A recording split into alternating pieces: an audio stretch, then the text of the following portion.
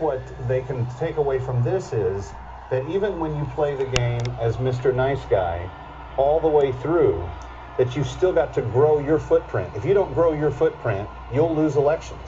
And that's what we didn't, that's what the Romney campaign did not do tonight. Tom, as you take a look at the Republican Party over the next the days and weeks and years to come, what kind of a discussion are you and your fellow Republicans going to be having? Well, I think you're really going to have to take a look at the numbers and really drill down. But, you know, the Republicans were able to keep pace on the money with the president. And so I think one of the big questions is, you know, how do we get back to fundamentals? Because a lot of money was spent on the air war, for instance. We're talking tens of millions, if not hundreds of millions of dollars put into television commercials.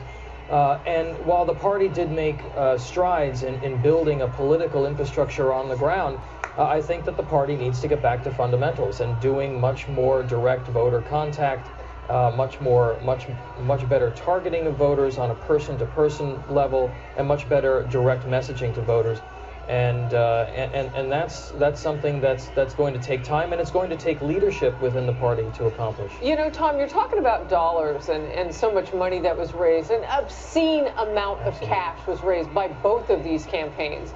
You talk about the super PACs that came into play here. And critics out there would say, well, you spent all this money, but you couldn't get this far.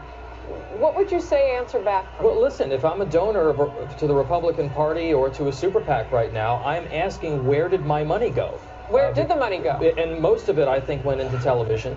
And frankly, people turned off their sets, or what happened? I'm a big believer that grassroots is the way to go. The old-fashioned politics, door-to-door politics that the unions have been have honed for decades on the Democratic side, is the type of thing that we've seen the conservative grassroots, the Tea Partiers, the evolution of the Tea Party, these other third-party groups do.